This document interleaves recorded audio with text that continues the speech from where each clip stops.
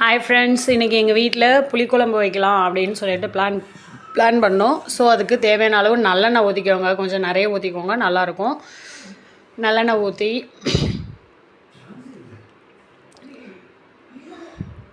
ஒரு ஸ்பூன் வெந்தயம் மட்டும் போட்டுக்கோங்க. கடுகு உளுத்தம்பருப்புலாம் போட வேண்டாம். ஜஸ்ட்டு வெந்தயம் லைட்டாக பொன்னிறம் ஆகிட்டும். பொன்னிறம் ஆனதுக்கு உடனே வந்துட்டு சின்ன வெங்காயம் உரித்து வச்சுருக்கேன். ஒரு 10 பூண்டு பல், ஒரு 10 சின்ன வெங்காயம் முழுசாக வச்சுருக்கேன். 2 பச்சை மிளகா முழுசாக போட்டிருக்கேன். அந்த குழம்பு நாளைக்கு சுண்டை வச்சு சாப்பிடும்போது அந்த பச்சை மிளகாயும் கடிச்சு சாப்பிட்டோம்னா டேஸ்டியாக இருக்கும். முழுசாகவே போட்டிருக்கேன். நான் எப்போதுமே அப்படி போடுவேன்.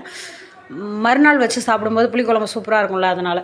ஸோ அதில் கொஞ்சமாக கருவேப்பிலை, ஒரு கொத்து பெருங்காயத்தூள் சும்மா ஜஸ்ட் கொஞ்சமாக ஒரு 2 சிட்டிகை மட்டும்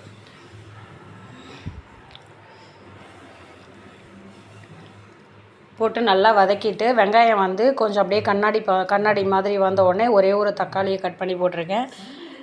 கொஞ்சம் உப்பு போட்டுக்கோங்க. உப்பு போட்டால் தான் வெங்காயம் தக்காளி எல்லாம் நல்லா ஒரு மாதிரி என்ன சொல்கிறது, நல்லா வதங்கும்னு சொல்லுவாங்கள்ல, அந்த மாதிரி நல்லா வதங்கும். நான் ஒரு ஸ்பூன் போட்டிருக்கேன், எங்களுக்கு தேவையான அளவுக்கு. நான் புளி கொஞ்சம் நிறையவே கரைச்சிருக்கேன். நாளைக்கும் எனக்கு புளிக்குழம்பு வேணுன்றதுனால செஞ்சுருக்கேன். ஸோ முருங்கைக்காய், மாங்காய் மட்டும்தான் போட போகிறேன். உங்கள்கிட்ட கத்திரிக்காய் இருந்தால் 2 கட் பண்ணி போட்டுக்கோங்க. முருங்காயை இந்த எண்ணெயிலே வதக்குனா இன்னும் சூப்பராக இருக்கும் டேஸ்ட்டு. ஸோ நான் வதக்கிட்டு புளி தண்ணியை கரைச்சி ஊற்றிடுவேன். அதில் ஊற்றி ஒரு 2 கொதி வந்ததுக்கு அப்புறமா தான் மிளகாத்தூள் போடணும். ஸோ புளி தண்ணியில் அந்த காய் கொஞ்சம் பாயில் ஆகிடணும். எப்போதுமே ஒரு டிப்ஸ் என்னென்னா, புளி தண்ணியில் வந்துட்டு காயெலாம் போட்டால் வேக வச்சா காயில் உள்ள அந்த சத்துக்கள் குறையாதுன்னு சிவராமகிருஷ்ணனா யாரோ ஒருத்தர் அவர் சொல்லியிருக்காரு, கேட்டேன், அதனால் சொல்கிறேன். புளி தண்ணின்னு ஊற்றிருக்கேன். புளி தண்ணி ஊற்றின உடனே நல்லா கொதிச்சிட்டும். இந்த குழம்பு வந்து கூட்டியும் வைப்பாங்க. கூட்டினா எல்லாமே இப்போ நான் வீட்டில் அரைச்ச மிளகாத்தூள் இது, அதில் ஒரு 3 ஸ்பூன் போட்டிருக்கேன். 3 ஸ்பூன் போட்டு நல்லா குழம்பு வந்து நல்லா சுண்டி வந்துருச்சு. அவ்வளோதான், குழம்பு வேலை முடிஞ்சிருச்சு.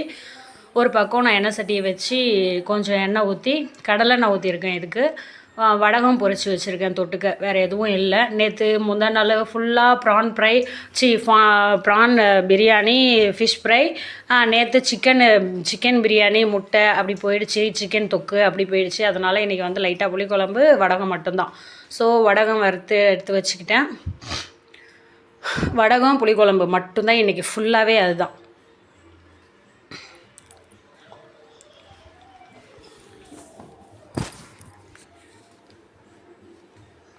இந்த குழம்ப கூட்டியும் வைக்கலாம். புளி தண்ணி, மிளகாத்தூள், காய்கறிக்காய் எல்லாத்துலேயும் அதிலே போட்டு உப்பு கிப்பு எல்லாம் அதிலே போட்டுட்டு ஜஸ்ட்டு எண்ணெயை ஊற்றி, குழம்பு சுண்டி நல்லா வந்துருச்சு.